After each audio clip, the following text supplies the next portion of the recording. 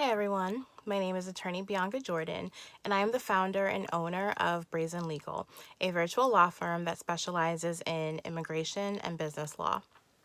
Today's video is about Real Housewives of New Jersey's Joe Giudice, who is Teresa's husband, and he faces deportation after serving 41 months in prison for a variety of crimes that he pled guilty to. A couple of you guys asked me about this case, so I thought that it would be a great case to talk to you guys about some immigration concepts because Joe's case is pretty layered, and I feel like there are a lot of things that you can learn from there. So back in October of 2014, Joe pled guilty to conspiracy to commit wire fraud and mail fraud, three different bankruptcy charges relating to bankruptcy fraud, as well as failing to file his taxes. So as a result of that, he was sentenced to spend 41 months in prison. And after that, he will be deported back to Italy. So again, a lot of you guys asked, why is he still being deported? Isn't the point of going to prison that you do your time and then you get out and you live happily ever after? Not quite.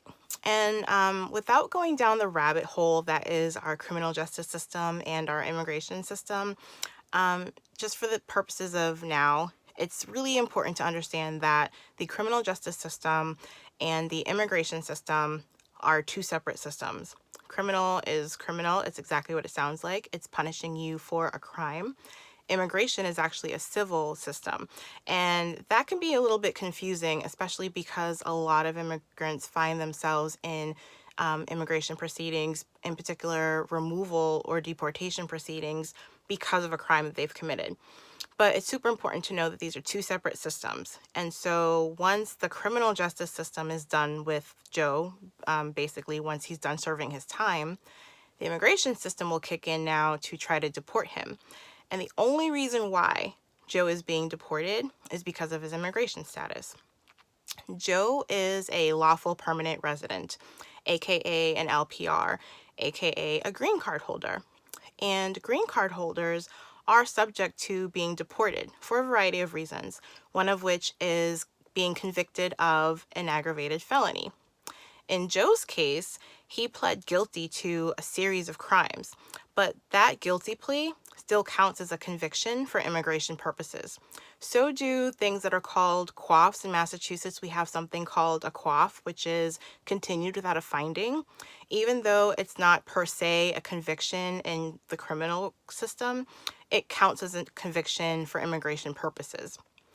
And typically, if you're a green card holder and you're being deported, or you are in removal proceedings rather, you do have some relief available to you to try to avoid that deportation.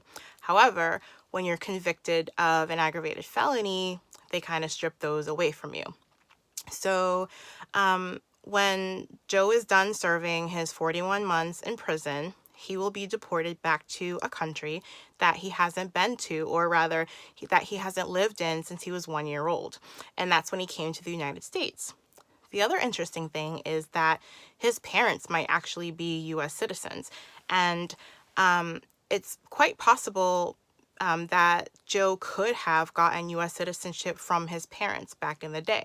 So typically, children who weren't born in the United States, who come to the United States, they are able to get U.S. citizenship through their parent, depending on the law that was in place at the time that their parent became a U.S. citizen. So in Joe's case, in order for Joe to have gotten U.S. citizenship through his parents would have had to become U.S. citizens before he turned 18. That was it. And I mean, that's not that simple. There's some other things that his parents would have had to have done, but that's basically all that needed to happen for Joe to get citizenship through his parents. Or alternatively, if only one of Joe's parents became a U.S. citizen, then the other parent either A, would have had to have become a U.S. citizen when Joe was born, B, be dead, or C, that parent, if they're both of the parents had to have been legally separated, and the parent that was becoming a citizen had to be the parent that had custody of Joe. And all of this had to have happened before he turned 18. So the law nowadays is so much simpler. It's basically as long as your parent becomes a U.S. citizen before you turn 18, you pretty much get citizenship from your parent.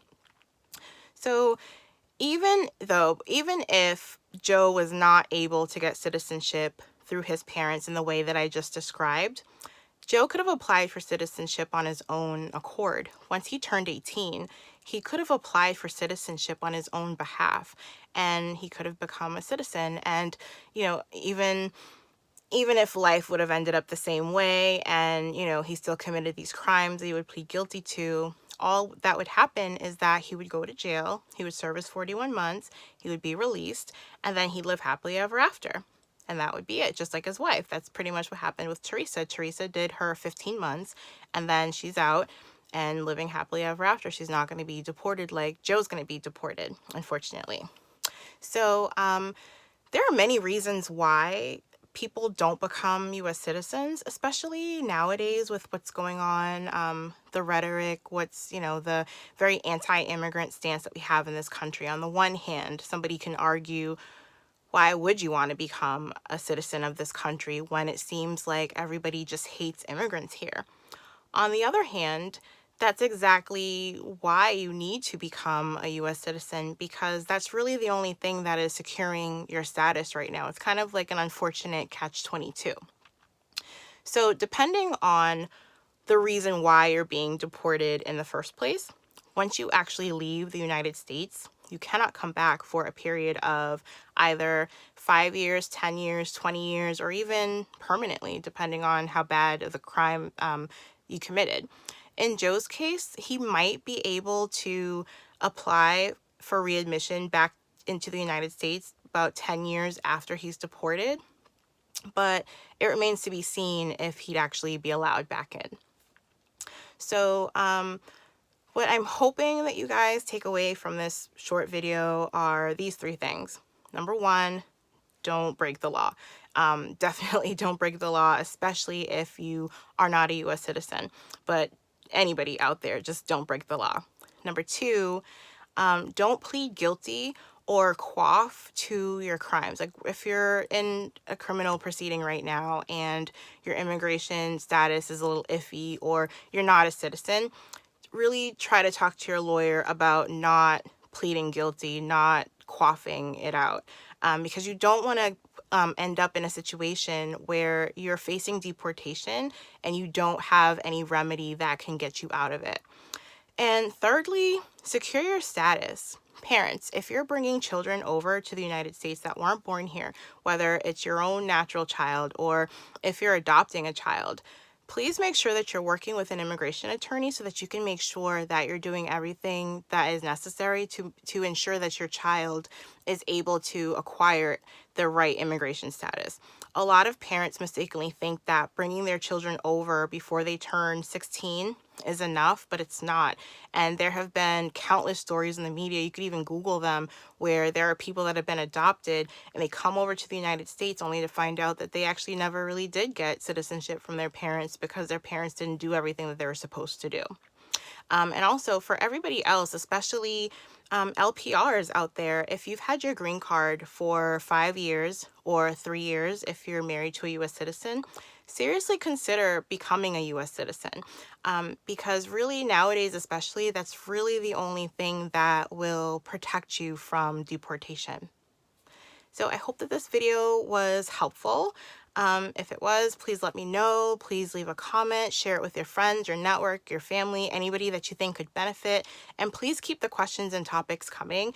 Just feel free to slide in my DMs with any more topics or questions that you'd like me to talk about here. And if you're ready to secure your status or you want my help doing any other immigration things, feel free to hit the book button in my Instagram profile so we can get started. Otherwise, again, I'm attorney Bianca Jordan, and I am the founder owner of Brazen Legal. Talk to you next time. Bye.